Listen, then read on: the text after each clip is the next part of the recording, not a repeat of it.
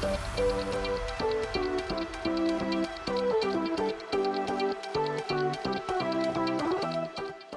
everybody!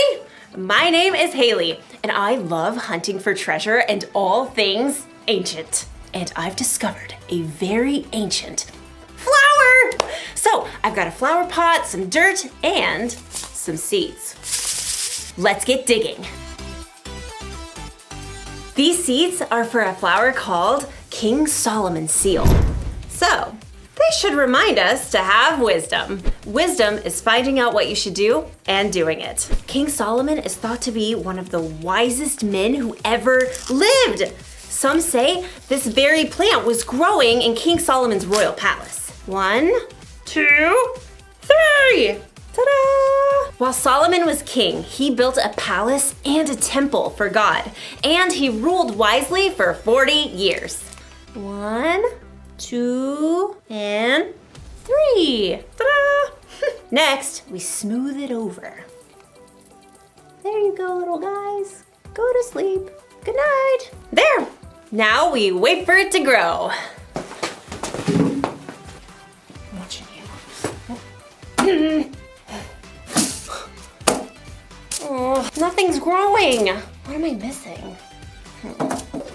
Oh, Haley, how could I forget? Every seed needs water to grow. King Solomon would have remembered that. Yay!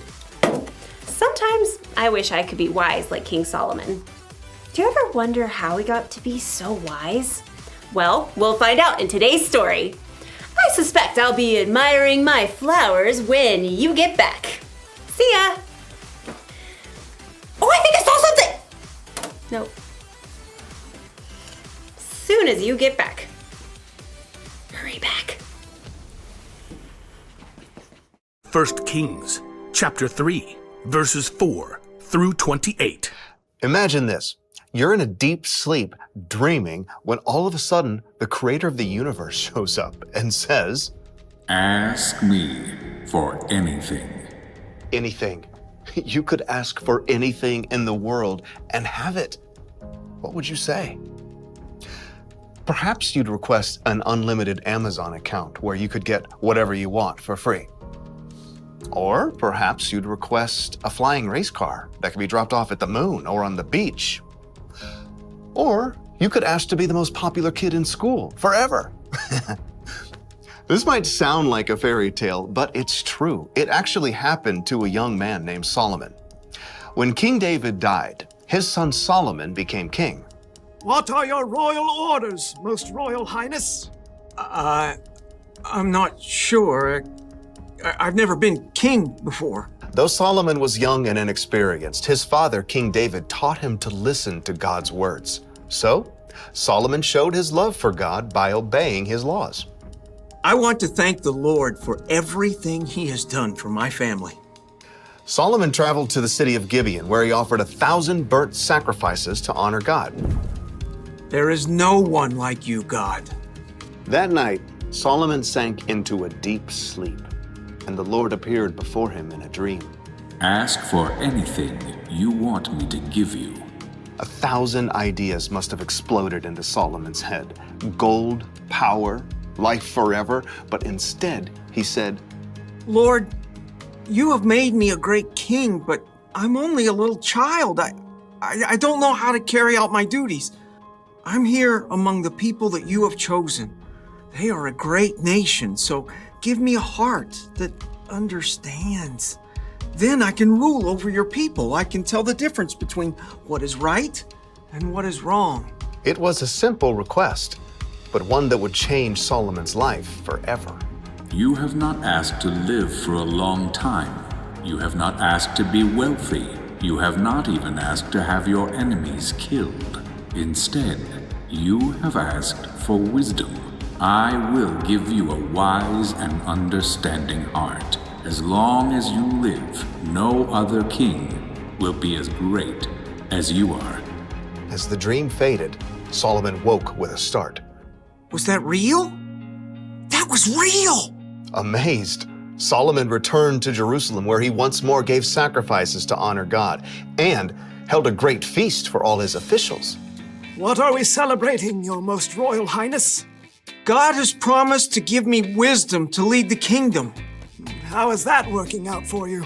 Well, it was in a dream. Ah, I see. Perhaps Solomon wondered at first whether he really had received wisdom from God, but this was soon put to the test. Your Most Royal Highness, you must help the people solve their problems. I'll do my best, with God's help. First order of business, we have these two ladies here. State your business, please. My friend and I... Okay, so she's not my friend anymore. Speak for yourself. I'm trying to. We live in the same home, and we both had baby boys. But her baby died, and so she took my boy in the night, and now she says my baby is hers. See? That's not her baby. No way. This baby is my son. Is not. Is too. Ladies!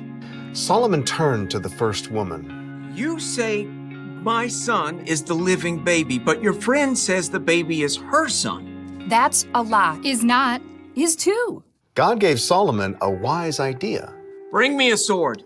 An official quickly brought the king's shining sword. Your royal sword, Your Royal Highness. Solomon studied the two women carefully. Excellent. Now, cut the baby in 2 parts. Give 1/2 to the first woman and 1/2 to the second. Solomon had no intention of harming the baby, but he knew this was the way to find the truth. No! No! Give her the baby. Don't kill him. Oh, whatever. Neither of us will get the baby. Solomon could instantly see which woman truly cared about the baby. Give the boy to the first woman here. She is his mother. Thank you. Oh, thank you. No fair. That was totally a trick. The baby was given to his true mother. All the Israelites heard about Solomon's decision and trusted that he would judge them fairly too. God made Solomon so wise that his understanding couldn't even be measured, like the sands on the seashore.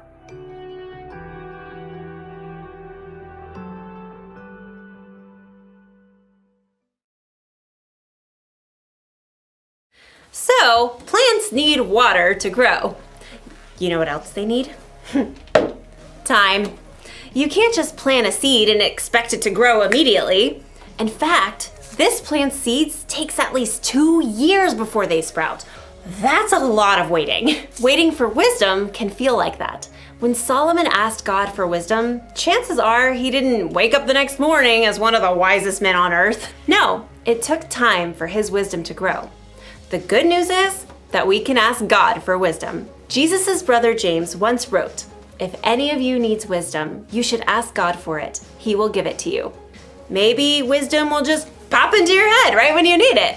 Or maybe your wisdom will grow gradually like a flower as you learn from the people you meet, the mistakes you make, and the things you experience. No matter what though, you can trust God to give you wisdom.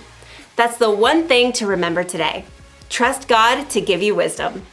When you have a tough decision to make or some problem that you're dealing with, talk to God about it. Ask Him for the wisdom to know what to do. Then look and listen. If you're having trouble understanding what God is trying to show you, ask someone you trust to help.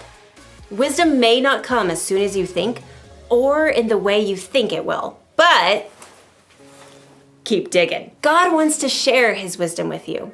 So, looks like these little flowers aren't gonna grow while I watch. It's gonna take some more time. Check back with me in 2 years, and I will see you then. Bye!